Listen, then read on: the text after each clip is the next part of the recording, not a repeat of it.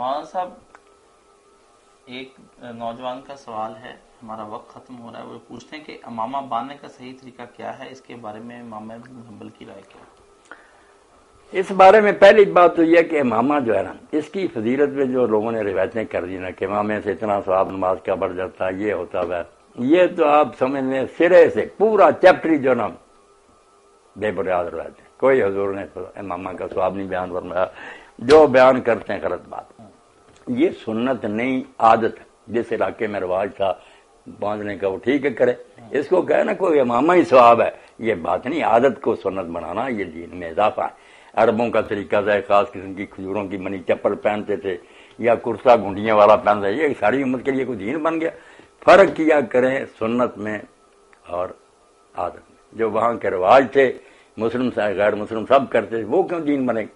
جو آپ نے ثواب کے لیے چیزیں بتائیں نبی ہونے کی چیزیں، نبی نہ ہوتے تو پہلے بھی کرتے تھے عرب، وہ چیزیں نہیں دین۔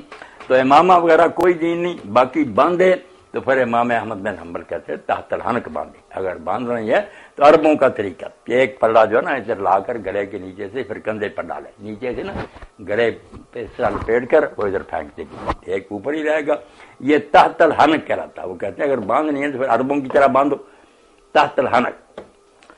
آخری سوال محترمہ ہنا پوچھتی ہیں، مولانا صاحب میرے والدین رسم کل برسی چہل میں زبردستی شرکت کا کہتے ہیں، میں ان رسومات کو نہیں مانتی، ایسی صورت میں کیا کروں؟ نہیں، آپ نے رسومات کو مانا ہے، اور ابا امی اگر اس پر اصرار کرتے ہیں تو ان کی بھی غلطی ہے۔ یہ کوئی ایسی باتیں نہیں کہ بیٹے بیٹیاں ان بات میں ان کی پیروی کریں۔ اللہ تعالیٰ فرماتا ہے ان کاموں میں نا ابا امی کی بات مانو جن کا ان کو علم ہی نہیں ہے، وہ دین نہیں بیچارے جانتے۔ باقی بے ادبی نہیں کرنی، احترام میں کمی نہیں کرنی، میل جوڑ کرنا، خدمت کرتے رہنا۔ اور اگر اس موقع پر بھی شرکت آپ کر رہے کہ والدین کی کہنے کی بات جائیں، مگر وہاں موقع ملے تو اپنی بات پہنچائیں کہ دین میں یہ باتیں کوئی نہیں، چلو آپ کی طرف سے فریضہ کام پہ دین ادا ہو جائے کہ دین کا آپ نے پہنچا دیا، کہیں میں ابا جی کوئی آپ کی خوشیوں یا غمیوں میں شریک ہونے سے دلتی نہیں، مگر یہ کوئی نہیں دین میں۔ رسول کریم علیہ السلام نے اور صحابہ نے جو کچھ کیا سب ریکارڈ پر ہے، کہیں سے کوئی بتائے کہ حضور کے بعد لوگوں نے یہ کی، آپ نے یہ باتیں کی، اگر نہیں کی تو ہمیں نہیں کرنی چاہیے۔ بہت شکریہ مولانا صاحب، آپ نے ان سوالات کے جواب دیے۔ اسی کے ساتھ ہم آج کے پروگرام کے لیے سے اجازت چاہتے ہیں۔ بس آخر میں جہاں جہاں میرے بہن بھائی بیٹھے جو سوال بھیجتے ہیں، جو سن رہے ہیں، میں جیسے شورش کاشمیری مرحوم سے ان کو ایک خط لکھا مولانا ابوالکلام آزاد رحمۃ اللہ نے، تو صرف ایک اس میں شعر لکھا ہوا تھا، عزیزی شورش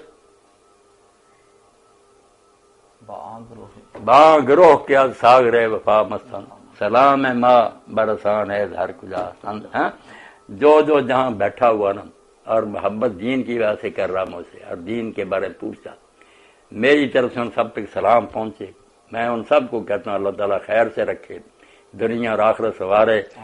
السلام علیکم ورحمۃ اللہ وبرکاتہ۔